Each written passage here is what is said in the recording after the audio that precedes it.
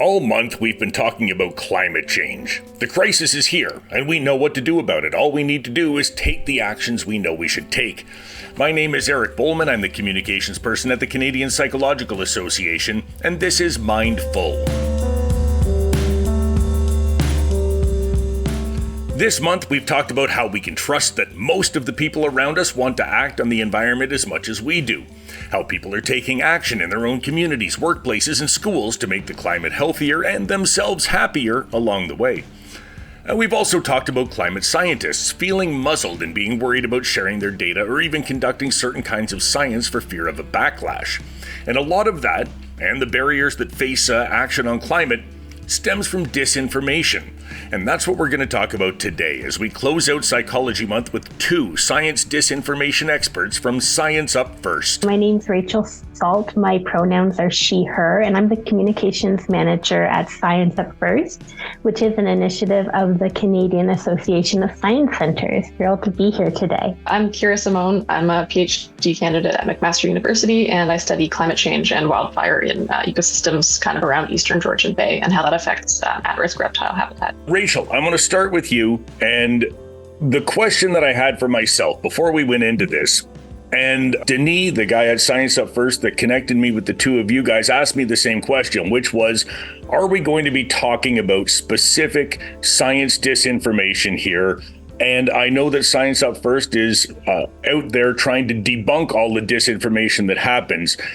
My question for you, Rachel, is, should we be talking about that specific disinformation, or does talking about it give it a platform that it doesn't really deserve? And should we just pretend that we already know the answers and move past having to debunk what's out there? What do you think?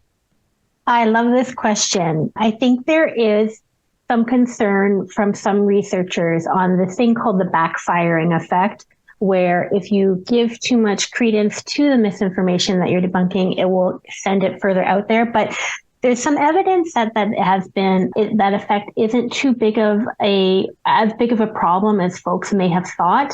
But the way you debunk misinformation is important. So if you're sharing misinformation, make sure you're clearly stating, say, if you're sharing a screenshot, making sure you're saying that this is not true, correction incoming, and being explicit about the information with the correct information and leading a lot with the facts.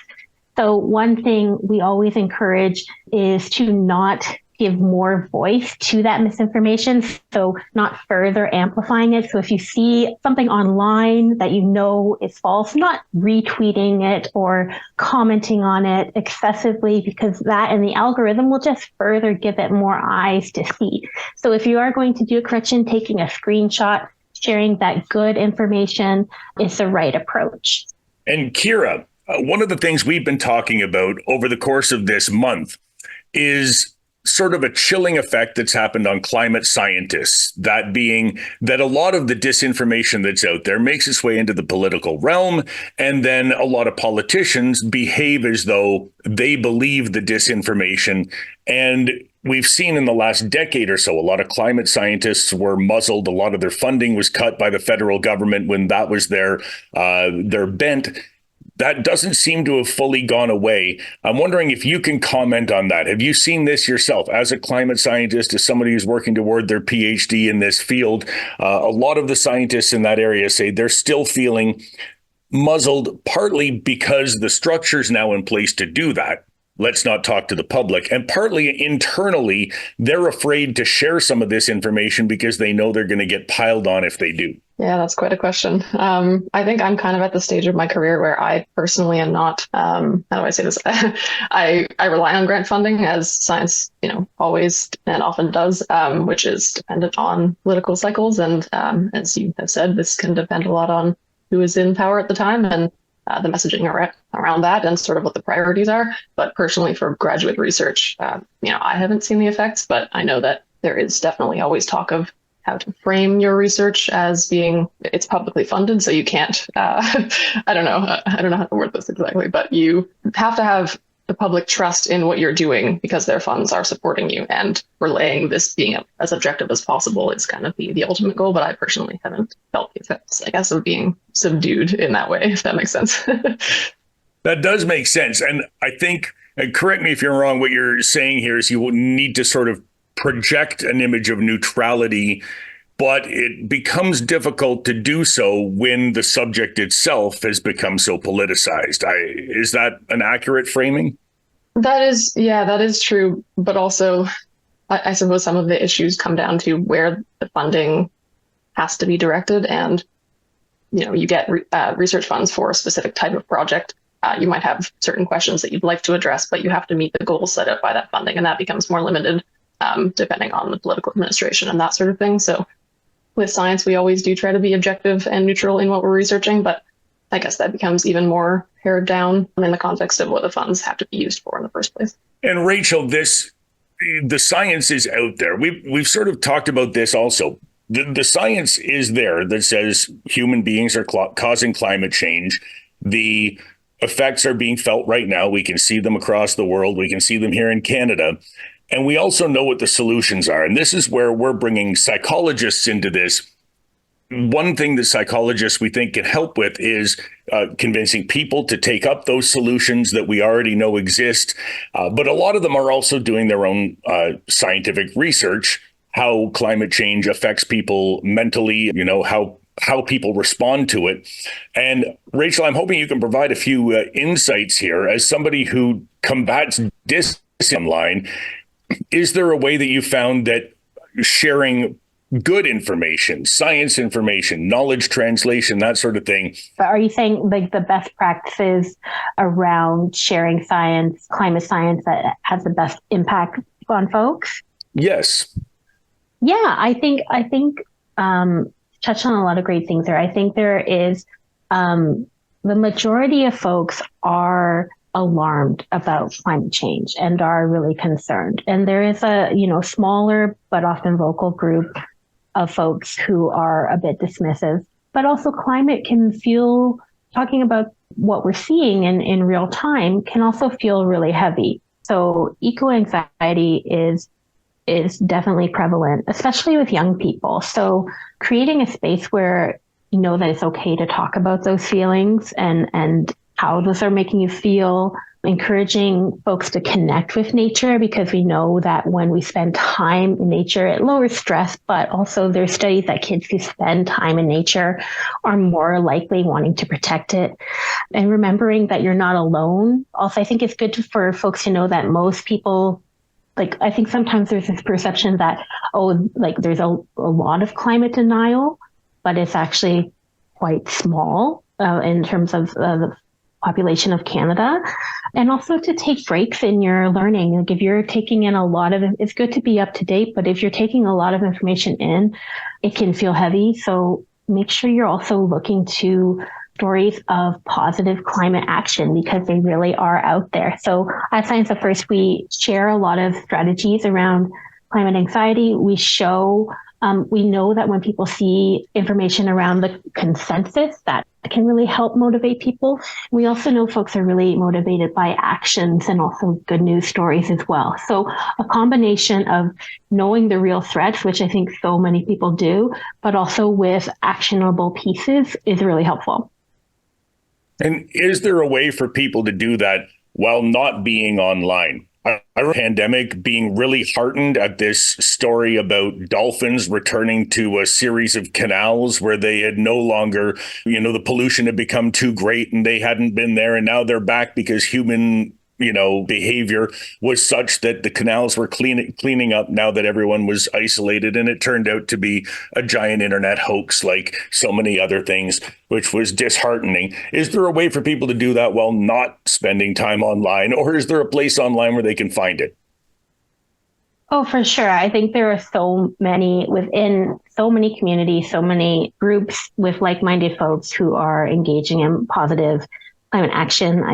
I know I live in Hamilton, Ontario, and I know within this community, there's a plethora of organizations that you can tap into at your local library. And I would suggest folks connect with their local library to see what organizations are there, because if not, climate change is not going to be solved by any one person. It will be through collective action. So doing that within your community can not only make positive change offline, but it can also make you feel encouraged. And this is a long-term fight. So building that resilience through working with your community is really important. And Kira, I think you're also in Hamilton. What are some of the things that you would recommend as a climate scientist? What are some of the initiatives that you think are most promising right now? Do you mean in the context of sort of getting people motivated, or efficacy with actually combating climate action? I'm thinking efficacy for the time being. Yeah, that's sort of tricky because from the perspective, as you were saying, Rachel, of the individual, like we have to really feel that not only are we threatened by climate change, but there's also a way that we can take concrete steps to be able to act on it. And I think a lot of the time that comes down to the individual level and finding people in your community that have like-minded values. And in Hamilton, there are a lot of groups that even involve local counselors. It's part of my ward. There's one called Action 13 where they host repair cafes, and there's types of events for seed sharing and that sort of local resilience action. So just getting together and sort of seeing that there are alternatives out there to the sort of, I don't know, consumeristic way that we would otherwise interact with purchases or, home maintenance or that sort of thing. But it's very individual and it's very community based. So I think, again, going to the library and finding those people, at your school or at your gym even, or that kind of thing, community bulletin boards. So yeah, the repair cafe was one that I personally was part of recently, where, we mended clothes together, we mended furniture, we just kind of hung out and had snacks and reusable mugs and coffee and that sort of thing. And it's not necessarily directly tangible, as we made strides to fight climate change today. But when you look at the outcome of that event, there were 50 different items repaired and that many things saved from the landfill, and that many more connections made. And that's really where the tangible comes into play in the next coming weeks or months or years. And I think that a lot of the time there is sort of an intangible thing. You use a reusable coffee mug and you can measure the number of times that you haven't thrown out a reusable coffee mug, I guess. But I also don't know that I don't drink more coffee because my mug is reusable. There's no way to really know any of this. But you guys are talking about individual action. And of course, collectively, we can make a big difference, but it all takes us doing something individually. And Rachel, you were saying something that we've touched on already this month, which is that you can really trust most other people to want the same thing that you do, to want to tackle climate change, want to make a difference. But a lot of that is going to take a political action as well. It's not going to just be us individually and collectively. It's going to have to mean voting. It's going to have to mean holding elected officials accountable in a certain way. And as somebody who specializes in online disinformation, does that change the way that you interact with people when it is in a political context? Great question. So Science Up First, we are reaching a general audience, and that's the general audience is like big. It includes folks who are looking for science-backed evidence to help inform their decisions. And there's also includes folks who have a lot of doubt too. But we know that we are more likely to agree with things that already support our worldview. So a lot of folks might claim that Science Up First has biases, but we are not we're not a political organization. So we try and share the best available information without bias. But often if that reflects certain existing biases already, that be the case. But it's good for us, like as a good practice, to even information that reflects already your worldview, to examine it carefully. So make sure when you see something shared on your social media, or if you read a headline, make sure that the author has qualifications and expertise that can speak to that topic. Are the sources that it's coming from credible? Can you track the original source? What is the data that's being pulled from? Is this data from a single study? Is it data from a meta-analysis? And also, if you're seeing language in a post that's really emotional or really sensationalized, for that to be kind of a red flag, because we can really be impacted by big, strong emotions, especially anger. And if something sounds too good to be true, then it might be. So in terms of politics, I think that's not going to change the kind of content that we cover.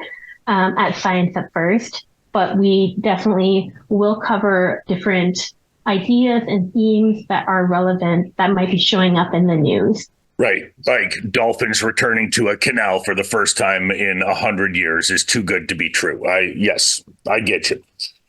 I'm wondering, though, a lot of what you're talking about is media. We don't really understand a lot of the media that we consume. And I saw a rather harrowing study recently that showed Americans now trust what they read on social media more than what they read in the actual media. So newspapers, television, radio, they don't trust any of that as much as they trust what's in their Twitter feed. Canada, we're not quite there yet, but we are heading in that direction. And is as a social media expert, as somebody who does this in the realm of communication, is there a way to head that off? Can you head that off by being on social media?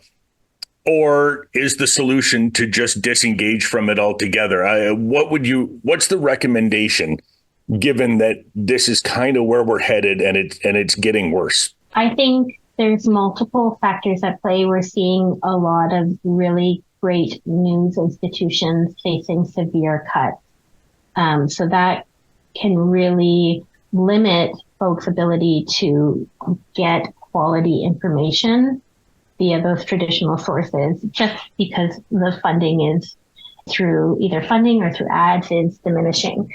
I think, there are lots of great creators on social media who are putting out evidence-based pieces, but there's so much information. Our brains were not designed to take in the amount of information we take in currently. So if you are going to be on social media, which I am, put in some guardrails for yourself to limit the amount of time that you are on there. If you are following accounts that make you feel bad on a regular basis, don't follow those accounts. If you see content that you think is of really good quality, engage with it, like it, comment on it, share it. There's ways to be on social media, but also knowing that there is a lot of content out there that's not just misinformation, but can be a lot of really negative content. So I think it's important to go in there with some skepticism, as with any kind of media. And also, I think, I think just supporting creators who are doing that work, but I do think there needs to be, it is really sad what is happening in traditional media. So I don't think necessarily social media is the solution, but I think it also is one of the things that is happening. So making sure that social media quality is being amplified. Yeah, I worked in radio for many years, and a ton of my friends just lost their jobs with the big Bell Media cuts recently, and it's hard to see where we go from where we are now, with so many of these media companies going the way they are. And I mean, it's all well and good to try to ignore all of the content that you think is bad on social media. But every time I go on my Facebook or the CPA Facebook or Twitter, I find out something else awful that Mary Berg, the host of the cooking show on CTV, is doing because somehow they've picked her as the face of some Bitcoin scam and keep, I heard about that. Yelling about scandals about Mary Berg. And it is very bizarre. Of all the people to just pick at random out of a hat, that's the one that I see the most often. So, all right, one last question for you then. In terms of tackling disinformation, what about in person? So you're having Thanksgiving dinner with your family. I remember several years ago, I was having Thanksgiving dinner with my family, and one of my family members was trying to convince everybody that climate change couldn't possibly be real because ice cubes float in water. And it seemed like an odd thing to say, but his contention was that even if all of Antarctica melted, it wouldn't matter because it's an ice cube floating, right? And so we explained that, no, it's a landmass. There are active volcanoes in Antarctica. And no, that can't be true. So we showed him online, and Well, that's the internet. Anything can be there. So I pulled out an atlas from the 1967 Compton's Encyclopedia set that I have in my house and showed that, oh, well, that's from the 60s. We've learned a lot since then. Like, there was no convincing this family member that what he believed couldn't possibly be true. Is it worth having that discussion at Thanksgiving with your family, or should you avoid that at all costs?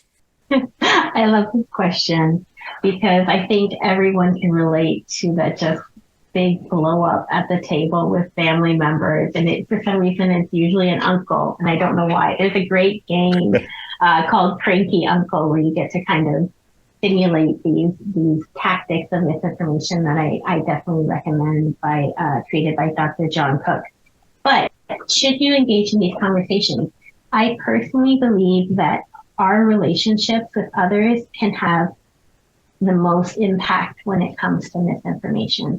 A social media post can have impact, and I'm glad that it does because that is so much of the work that I do. But I think that relationship that you have with someone that you love and care for is so much more impactful.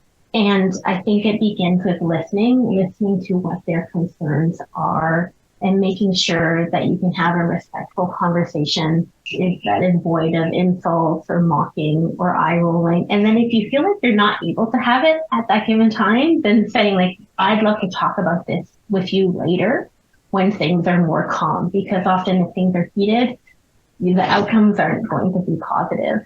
And then I would also say, try to find some common ground. So for example, if you're talking about vaccines, you say, well, you want to protect your family's health, so do I. You're frustrated about uncertainty, so am I. Trying to find things that you both care about is really key.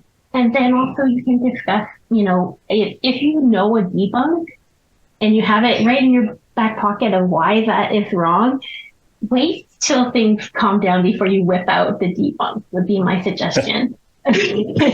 People are going to not always absorb these facts as well as they are going to connect with relationships and with stories. And also ask permission for it. Say like, I have some really great resources that I would love to share with you later if that's okay with you. But then also, some like I mentioned earlier, there is that part of the population who they have their mind made up. And not much could be said to make them change their mind. And you have to know when to pick your battles around that too. But then there's also this real group, this movable middle that has strong doubts and uncertainties. But that is kind of the group that we are often speaking to and wanting to share things with, because it's really normal to have questions and fears. So it's definitely okay to talk about that. So I definitely would encourage folks to enter a holiday meal with some calmness and with some empathy.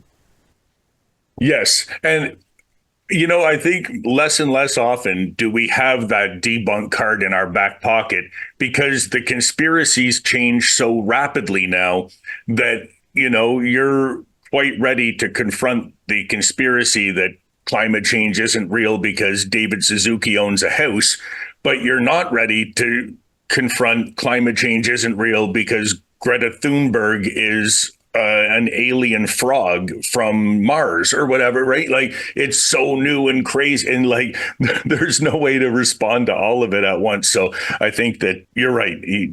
A little perspective and calm and rational thinking might be the way to go there. Kira, I'm curious, you work with Science Up First. You're one of the climate experts there. What does that work look like? What are you doing? Do you go online and specifically talk about things? Do you send Rachel information when she needs it? How does that work?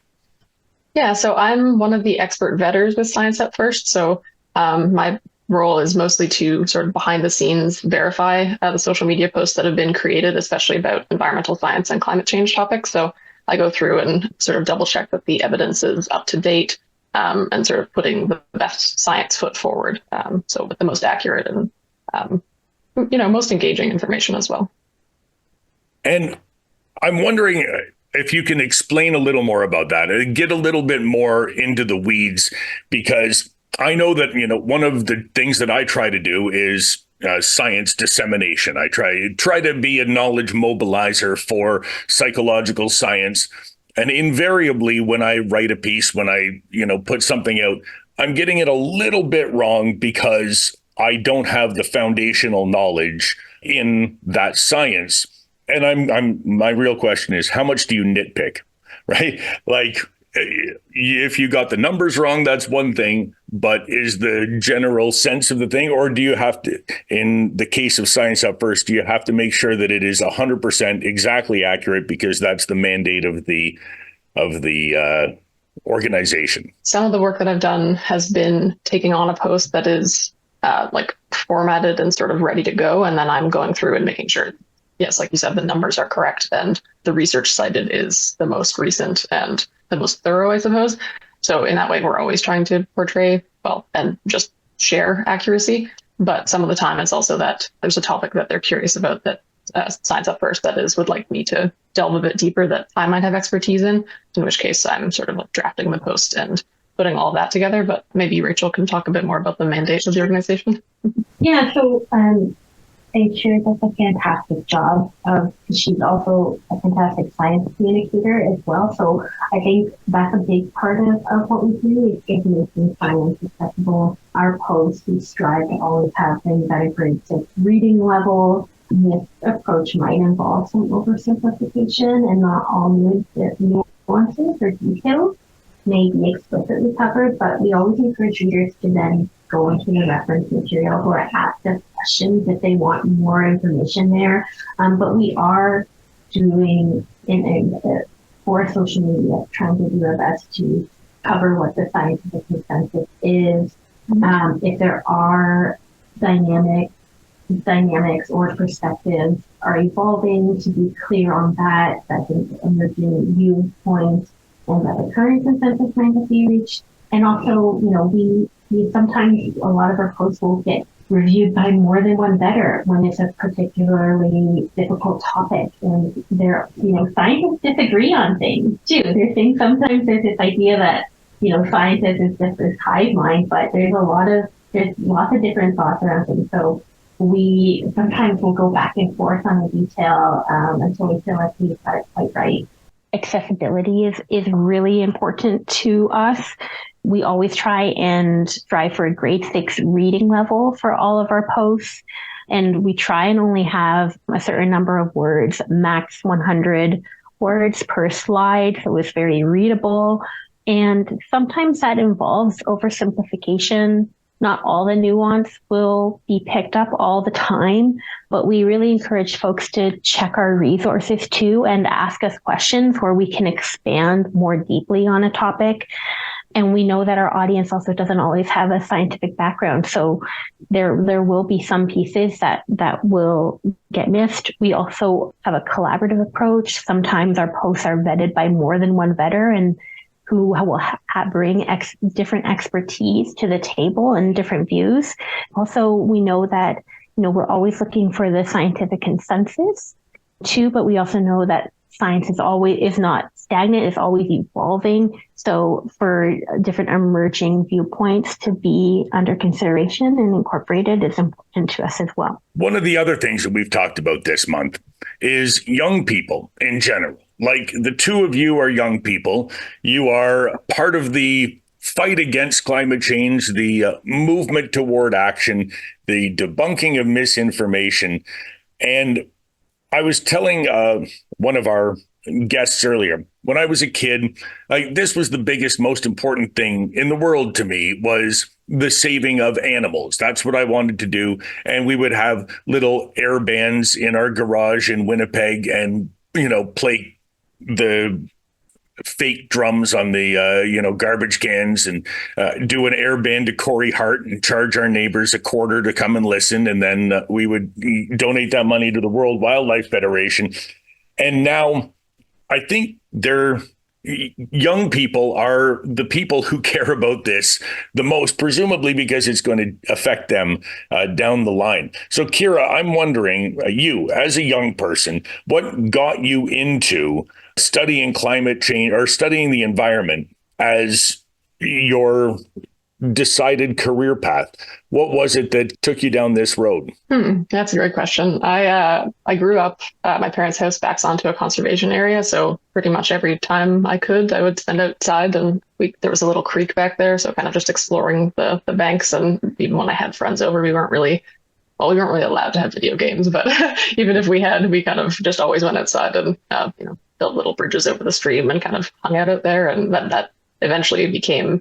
I got a microscope for Christmas and, just did a little like science experiment with the water quality. And, it was all very like primitive at that point, but it really got me engaged in the issues of science and measuring what we couldn't quite see or observing things in more detail that we might just notice while walking by. And that's kind of the curiosity that's always spurred me on. And even from like early grade school, there was never really a question that I wanted to be an environmental scientist. Terrific. And now you're on that career path. I think the one other thing, though, that young people have today that is sort of something they didn't have when I was a young person, including video games. I'm too old to have had video games when I was a kid. Like only the really rich kids had the Nintendo system, and they would be able to play Super Mario, and you'd go over to their house and just watch. Like that was my experience with video games as a kid, right?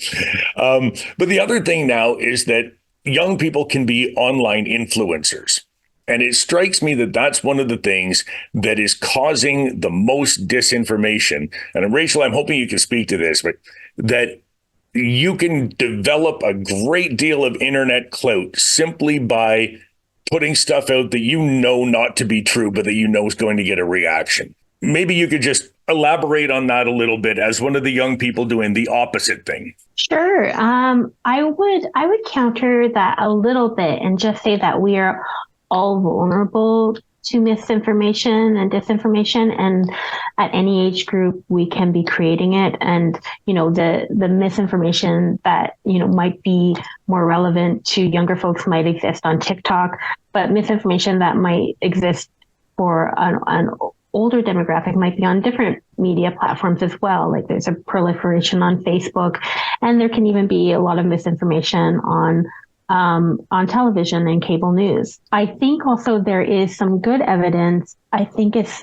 from the Center for Countering Hate, put out that a lot of disinformation is originated from what is called, and this is particularly around health misinformation, is from this disinformation dozen.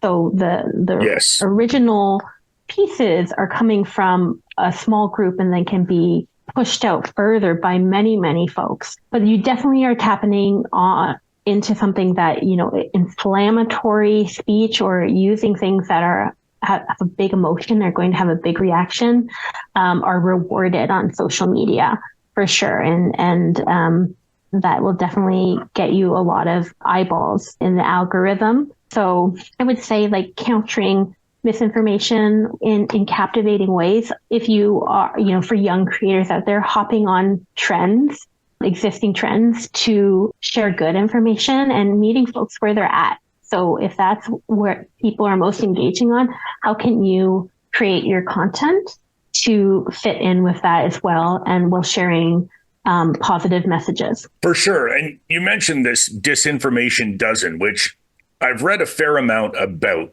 And one of the things that I've tried over the years to really figure out, and so far I don't think we've come to a consensus with all the psychologists I've spoken to, but there's a lot of research and a lot of knowledge that we have about why people believe disinformation and then share it, and it becomes misinformation, and then it really, goes a lot further than the truth might in a much shorter time. What I don't understand, though, is the motivation of the person who creates it in the first place. That person has to know it's not true because they're inventing it themselves. And from there, it go right. Is it just the feeling of clout that you get from watching the words that you've typed, the, misleading graphic that you've created, the fake science study that you've invented go across the world and end up being quoted on the floor of the parliament in the UK? Or is there more to it than that, do you think? That's a great question. I think that's definitely part of it. I think,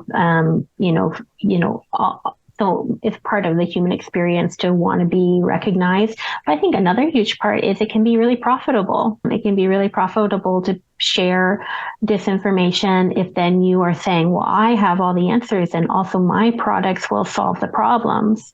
So, That's true. it can be That a is why they all. huge revenue stream. And it looks like Kira has some thoughts on that as well. I wasn't sure in terms of my introduction what background I should give, but I also wanted to mention that I have two masters, but my second master's was in science communication, and I've specifically focused on climate communications and sort of strategies to combat climate misinformation. So especially kind of looking in news outlets, more print media, but how climate change was framed and discussed and sort of what strategies were effective around that. So I think your previous question had to do with individuals producing misinformation and spreading it on social media. But I wanted to kind of, I guess, Right. mention And Rachel mentioned that there was a financial implication there, that you can make money doing this. And that's why pretty much everyone who spreads disinformation also has a line of supplements that you can purchase for, which I'm sure are rigorously scientifically tested for effectiveness, right? Yeah. Yeah, I guess the main thing I'm not actually really sure where some people get the ideas on social media, but I do wonder if it's that they're creating content themselves because they know it will, cause sparks or whatever. But there's also a lot of automated bots and like spam accounts that are politically funded.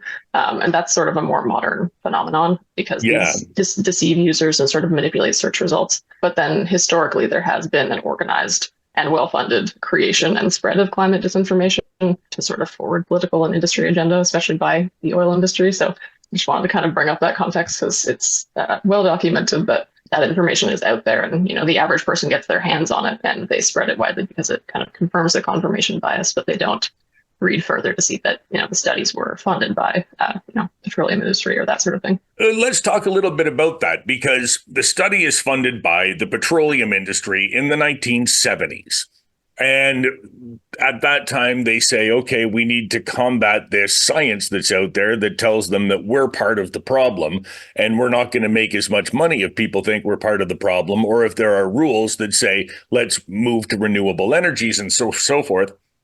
And they create these studies, which could only be disseminated in newspapers and on television and on the mediums that were available to them at that time. How are those studies still around? How is that disinformation still out there when presumably it was all debunked before the advent of the internet?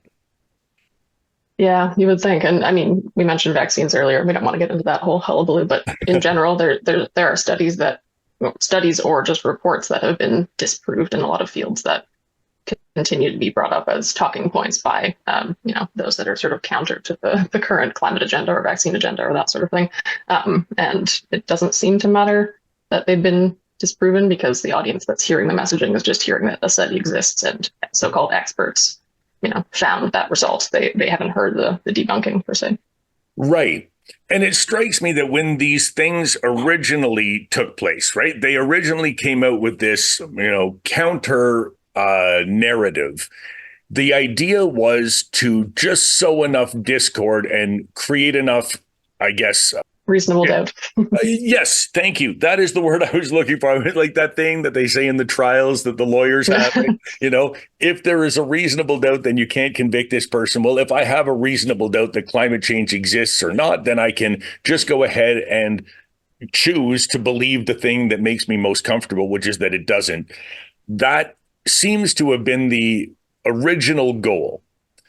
And now you still have this perpetuated cycle of that, where now, though, it seems like just clouding the issue isn't enough. You have to shut down the people who are talking about it. You have to go after the specific people, right? Looking at the hate that's directed online toward the David Suzuki's and Al Gore and Greta Thunberg, of all things. When she was a 16-year-old kid, she had to deal with more hate than I could even imagine being exposed to in my lifetime. And that seems a lot more insidious to me. Yeah, it definitely is. And I think it's Dr. John Cook that he was mentioned before, but he does a lot of awesome research on the techniques used in science denial, and sort of straw man arguments and attacking the individual is one of the most common, where, you don't even listen to the point being made by the expert, but you tear down their credentials or even the way they look. And that's not at all relevant to the point being made, but it does resonate with some of the audience members that are inclined to not believe the point in the first place. So the last question I have for you then is that a lot of this disinformation is couched and is sort of presented as scientific information. There are journals that will publish any study that you put out there because you're paying them to do it, and people can invent science and then point to that so-called science and say, look, there's debate on both sides. There are, right? How do I, a regular person going online and reading about some climate science, determine whether it came from a credible journal, whether it came from a credible scientist, whether it's based on anything that should be considered credible? Do I have the capacity to do that as a regular person when there's this industry designed to make me question the expertise of experts? Yeah. I mean, even as a scientist, the individual journals that you can publish in, like there are thousands, and I would like to think that most of them are reputable, but that's not going to be something that comes down to be the individual.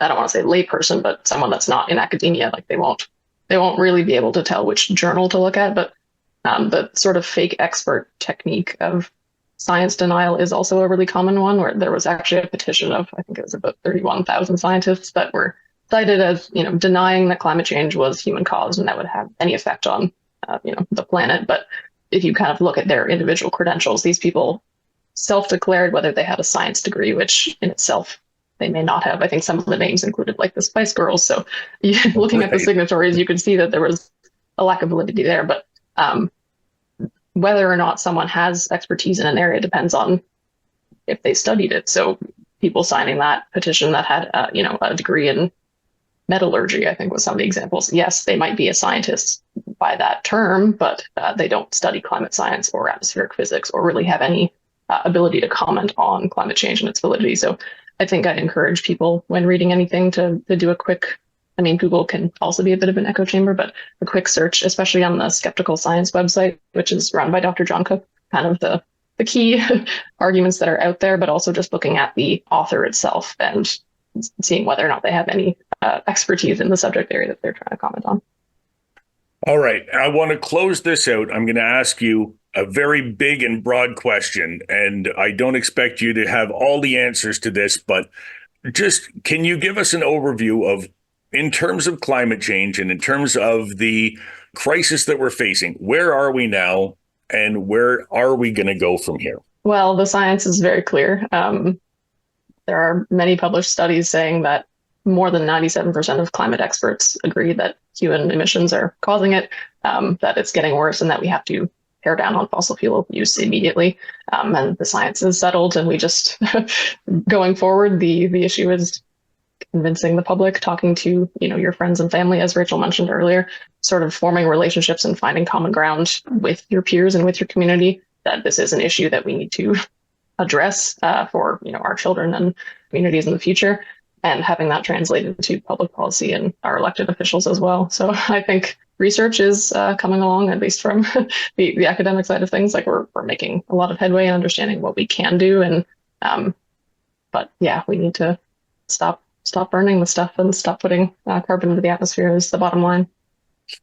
And hopefully psychology can be a part in convincing people to take it seriously and to take the measures that are necessary. Kira Simone, Rachel Salt, thank you so much for being a part of our Mindful podcast and for closing out Psychology Month with us. It's been a pleasure talking to you. Thanks so much. And thanks to you at home for listening, streaming, and tuning into our Psychology Month campaign this year. Visit the CPA's website for a series of written pieces that are informed by these podcast episodes and that highlight some other ways psychology is tackling the climate crisis. Mindful will now return to regularly scheduled programming, where we bring you an episode every 2 weeks. And that's going to start on March 7th, when we'll preview the new book by Dr. Rayman Abdulrahman, Developing Anti-Racist Cultural Competence. Mindful is written, hosted, and published by me, Eric Bowman. Our producer and editor is Jamie Montgomery, and our theme song is Avenues by David Taylor.